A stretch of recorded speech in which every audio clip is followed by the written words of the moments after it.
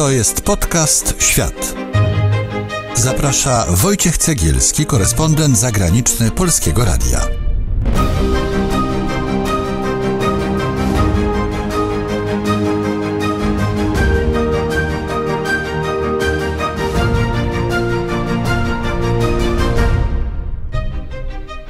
Tydzień, może miesiąc. Jak długo wytrzymalibyście w zamknięciu?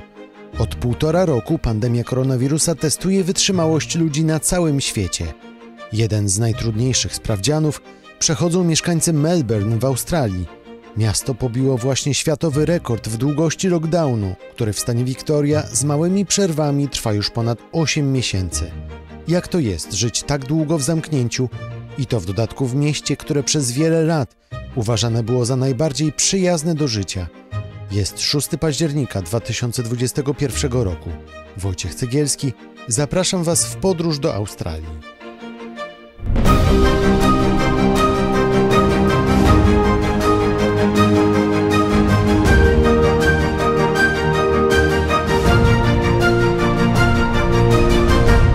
Na początek cofnijmy się w czasie, dokładnie o 3 lata, kiedy to Melbourne po raz kolejny znalazło się w czołówce najlepszych do życia miast na świecie. A chodzi o ranking przygotowywany przez tygodnik The Economist. Posłuchajcie, jak wyglądało Melbourne w poprzedniej epoce, czyli przed pandemią COVID-19. This stop is Toorak Road, stop 22.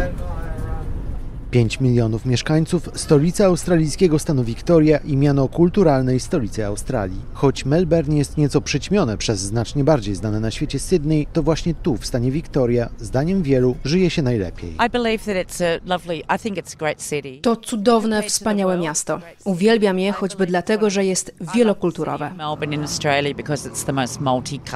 To Pola, która ma 55 lat i od urodzenia mieszka w Melbourne. 2/3 mieszkańców miasta to Australijczycy. Pozostali pochodzą z Wielkiej Brytanii, Indii, Chin czy Wietnamu. Melbourne to też największe w Australii skupisko Polaków. Ja kiedy przyjechałem, pomieszkałem przez chwilę w Melbourne, po czym wyniosłem się do Sydney, tam pomieszkałem 2 lata, poznałem swoją ukochaną, a ona była z Melbourne, więc wróciliśmy do Melbourne, ale to tak czysto logistycznie. Mówi mi Dariusz Buchowiecki, który w Australii jest już od ponad 2 dekad, a dzisiaj jest dziennikarzem polskiej sekcji publicznego radia SBS w Melbourne. Natomiast motywacyjnie, na samym początku jak tylko przyjechałem, to zrozumiałem, że jest inna dynamika tego miasta. Tu żyje się spokojniej. Tak jak porównuję te 2 miasta, Sydney jest bardziej dla singli.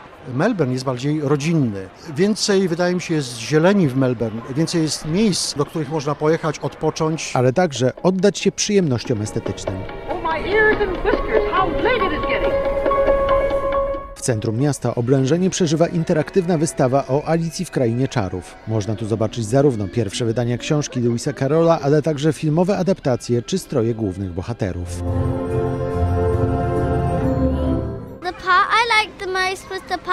Najbardziej podobała mi się część o Czerwonej Królowej. Są tam wszystkie stroje, sukienki, także stroje Alicji i Białej Królowej. Wspaniała wystawa. Czujesz, że jesteś w środku magicznego doświadczenia. To przywołało moje wspomnienia z dzieciństwa, ale najwięcej radości dało mi, kiedy zobaczyłam, jak bardzo magiczne jest to doświadczenie dla mojej córki. Amanda mieszkała w Melbourne i przyjechała z Londynu pokazać miasto swojej córce Klarze. Każdego roku do Melbourne przylatują tysiące turystów z całego świata, w tym także najbliżsi sąsiedzi z Nowej Zelandii. Nathan przyleciał do Australii nie po raz pierwszy. Melbourne jest bardzo podobny do miast w Nowej Zelandii. Ludzie są bezpośredni, przyjaźni i luźni. Podobnie jest w miastach w Nowej Zelandii, dlatego łatwo nam się tutaj wpasować. Mieszkańcy Melbourne mówią, że miasto jest też logicznie zbudowane i łatwo się po nim poruszać. Kiedy pytam Dariusza Buchowieckiego, wymienia kolejne zalety miasta, ale przyznaje, że Melbourne ma także swoje wady. Na pewno jest to wspaniałe miejsce do mieszkania, ale są problemy z transportem publicznym. Ten transport publiczny, jak ja 20 parę lat temu przyjechałem do Melbourne, prawie że się nie zmienił. Te same stare pociągi, obdrapane. Są problemy z przedszkolami dla młodych małżeństw, w ogóle dla młodych rodzin. Ceny mieszkań podskoczyły horrendalnie do góry. Ogromna, najbardziej gorący temat ostatnich czasów to jest problem z bezdomnością. Na ulicach Melbourne zaczęli się pojawiać ludzie bezdomni. Rzeczywiście, od 3 lat w Australii zwiększa się przepaść między bogatymi a biednymi. Ale Melbourne jest gdzieś po środku. Nie jest ani zbyt biedne, ani zbyt bogate. Dużo gorzej jest w Sydney, ale w Melbourne raczej wszyscy żyjemy razem. Melbourne, we are all living together.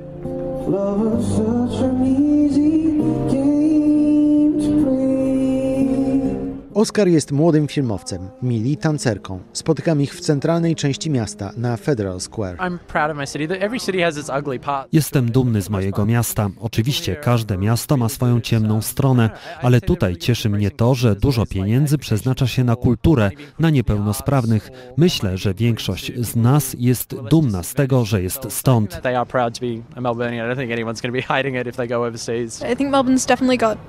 Melbourne ma wszystko, czego potrzeba. Wydaje mi się, że ludzie tego nie doceniają, zwłaszcza gdy po 7 latach straciliśmy tytuł najbardziej przyjaznego miasta. Ale przecież to miasto daje nam wszystko, czego potrzeba.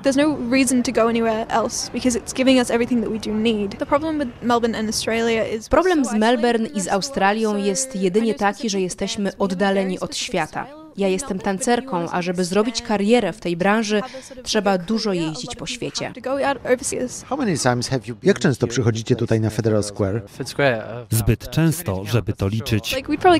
Co najmniej 2 razy w tygodniu, najczęściej na lunch. Nie nudzi się wam to miejsce? Ludzie nie przychodzą tu dla miejsca, ale by spotkać się z innymi ludźmi. To ludzie tworzą miejsca.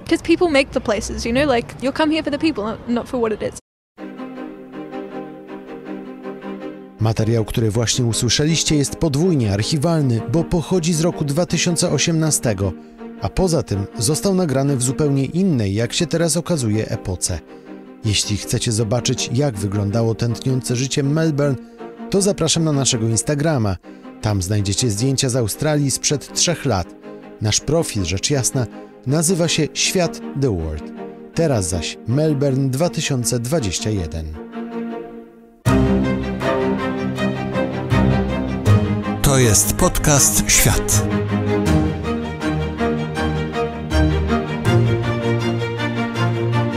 Melburnians' hopes of bounding out of lockdown dashed, with greater freedoms out of reach for at least another week. To już 6. lockdown dla mieszkańców Melbourne. Od końca marca 2020 roku, kiedy to po raz pierwszy nakazano Australijczykom pozostanie w domach, spędzili oni w zamknięciu ponad 8 miesięcy.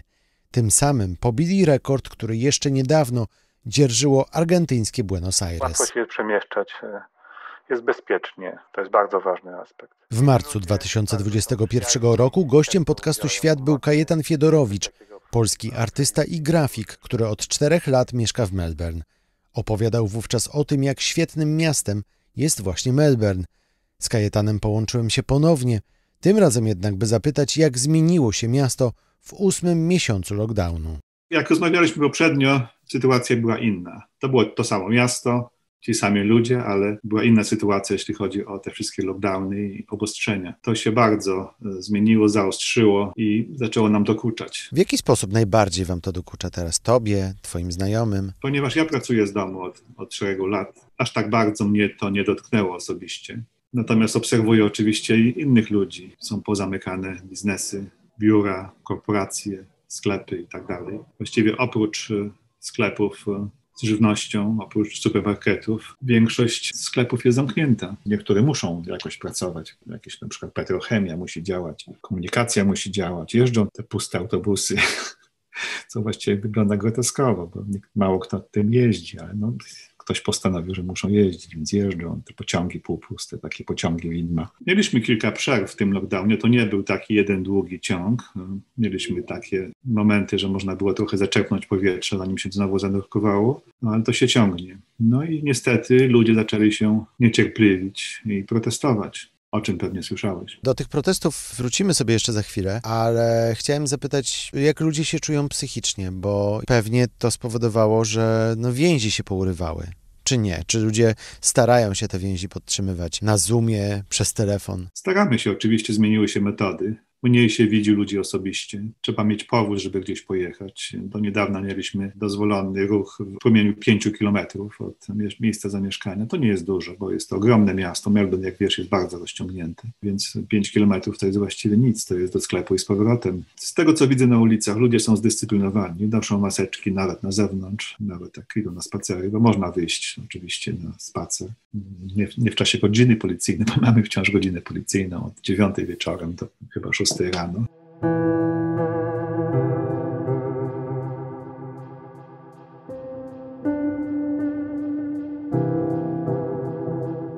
Co dzieje się ludziom w głowach?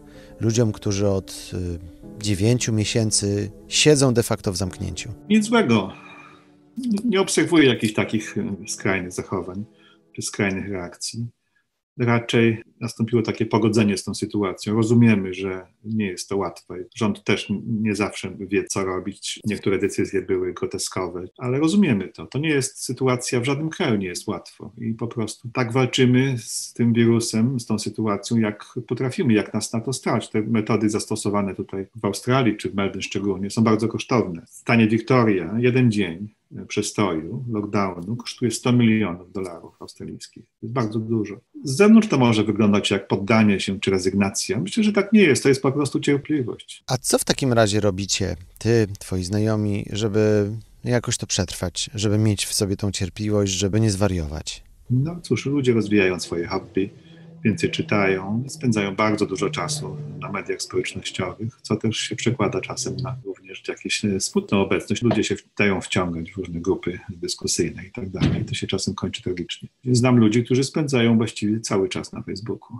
Tacy, którzy przedtem tego nie robili. A powiedz, czy widzisz, że ludzie są bardziej zamknięci, smutni? Ludzie się cofnęli krok do tyłu rzeczywiście i czekają, ale kiedy mieliśmy, chyba 2 czy 3 razy było takie uroczyste otwarcie życia, kiedy nagle restauracje były otwarte, bary i tak dalej, to widać było, jak to bardzo szybko odżywa, że to nie umiera na zawsze, to gdzieś tam jest w jakimś stanie hibernacji chwilowej, przebywa ten cały duch melburneński i wystarczy tylko otworzyć drzwi na chwilę i to odżywa natychmiast, także czekamy na okazję, żeby się znowu pokazać. Ale widzisz takie zniecierpliwienie u ludzi? Widzę zniecierpliwienie, nawet widzę zniecierpliwienie u siebie. Mimo, że rozumiem, staram się chodzić na zimno do tego, nie panikować, ale no jak długo to może trwać? Ta godzina policyjna przez miesiące, niemożliwość pojechania na drugi koniec miasta. Jest to sporo ograniczeń, po prostu się nigdzie nie ruszamy. Już nawet nie mówię o jakichś podróżach międzystanowych, no bo to w ogóle od początku pandemii to właściwie nie było nigdy możliwe.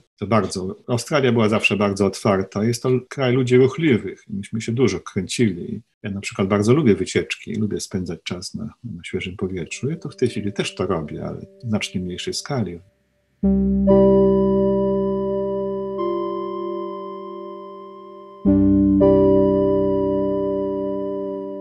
Myślisz, że jak już się to wszystko skończy, to ludzie będą inni? To będą jakieś zmiany, które będą nie do odwrócenia? Myślę, że to jest nieuniknione. Nie tylko w Australii, ale na całym świecie. Ja myślę, że to już nie będzie ten świat, który pamiętamy sprzed 2 lat.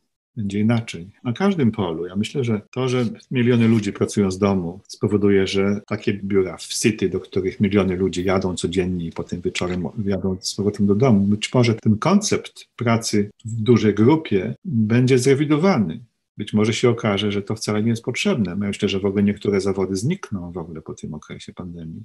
Się okaże, że bez tych ludzi te firmy świetnie sobie radziły, więc nie będą ich potrzebować. Z kolei powstaną inne zawody pewnie. Ja myślę, że to jest taki wstrząs do całego systemu. A ludzie, jak się myślisz zmienią w głowach, w zachowaniu?